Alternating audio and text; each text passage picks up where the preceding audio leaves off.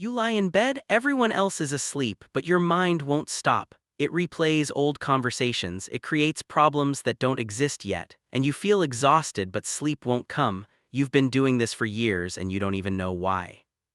Does this sound like you? Do you wonder why your brain punishes you the moment the lights go off? Why nighttime feels like a courtroom where you're always the accused?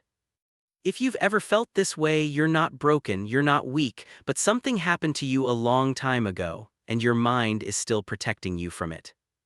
In this video, we're going to explain everything in a simple way. We'll uncover why nighttime overthinking happens, what it's really connected to, and most importantly, how you can finally find peace. Stay with me, this might change everything. Let's start with a simple truth. Overthinking at night is not about being too smart, it's not about caring too much, it's not even about stress from your job or your relationships. Those things make it worse, yes, but they're not the root cause. The real reason goes back much further, back to when you were a child, back to a time when you didn't have the words to explain what you felt, back to moments that seemed small but left deep marks. This is what we call silent childhood trauma. It's not always big and obvious. You might not have been physically hurt, you might not have lost anyone, but something happened that made you feel unsafe. Something made you believe that the world was unpredictable, that people couldn't be trusted, that you had to stay alert, always watching, always preparing for the next bad thing.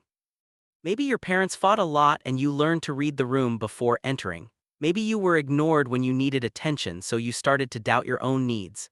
Maybe you were punished for expressing emotions, so you began to hide everything inside. Maybe you were told you were too sensitive, too dramatic, too much, so you learned to shrink yourself.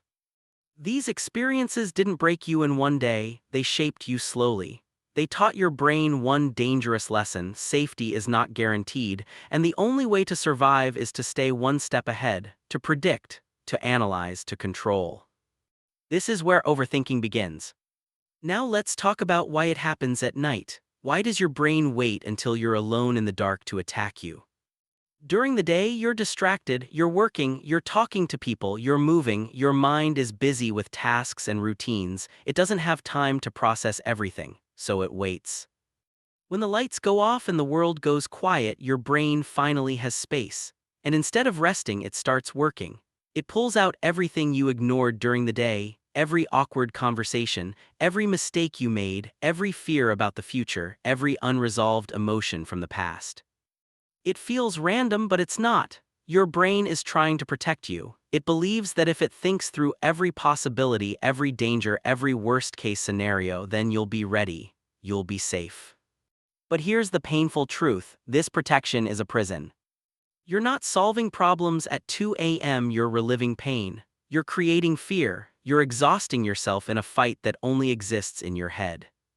Let me give you an example. Imagine a child who grew up in a home where love was conditional. They were praised when they performed well, they were ignored or criticized when they failed. That child learned something dangerous: their worth depended on being perfect.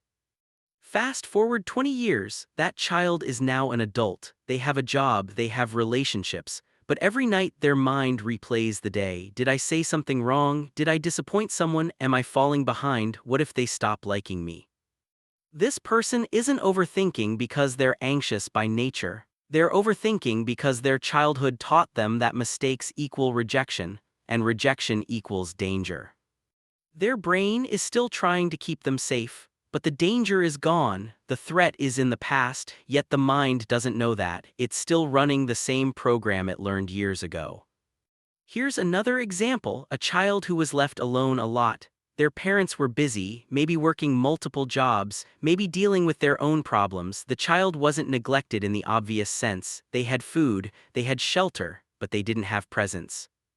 So they learned to take care of themselves, to not ask for help, to not expect anyone to show up. And at night, when they were alone in their room, they started thinking, planning, worrying, because no one else was going to do it for them.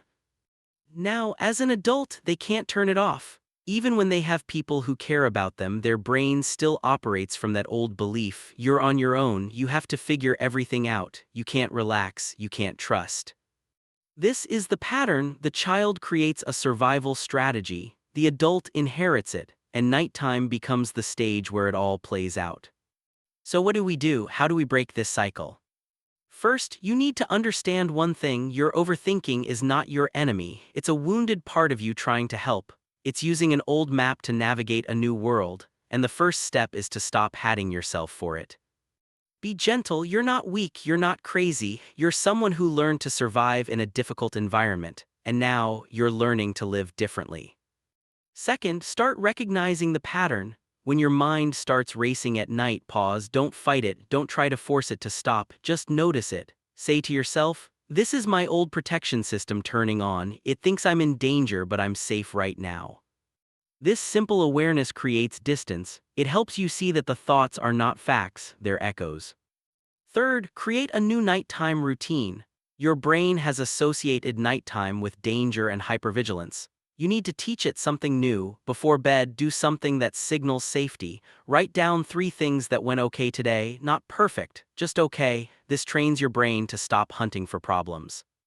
You can also try this when a thought loops. Write it down on paper. Get it out of your head. Tell your brain, I've recorded this, I don't need to keep repeating it. This small act can quiet the noise.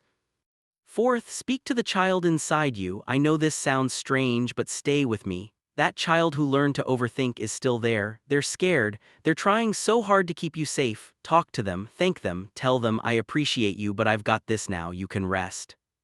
This isn't about being dramatic, it's about ending the war inside yourself. It's about integrating the past with the present.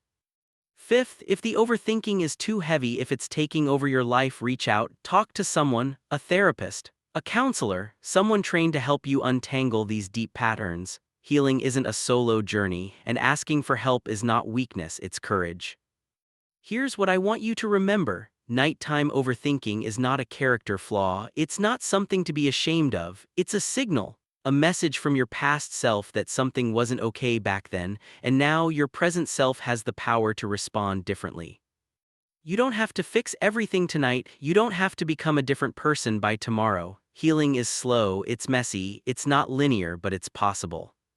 Every time you catch yourself spiraling and you choose to pause, you're rewiring your brain. Every time you speak kindly to yourself instead of criticizing, you're breaking the cycle. Every time you acknowledge the pain instead of burying it, you're setting yourself free. The child you were deserved safety. The adult you are deserves peace. And the mind that kept you alive all these years deserves rest.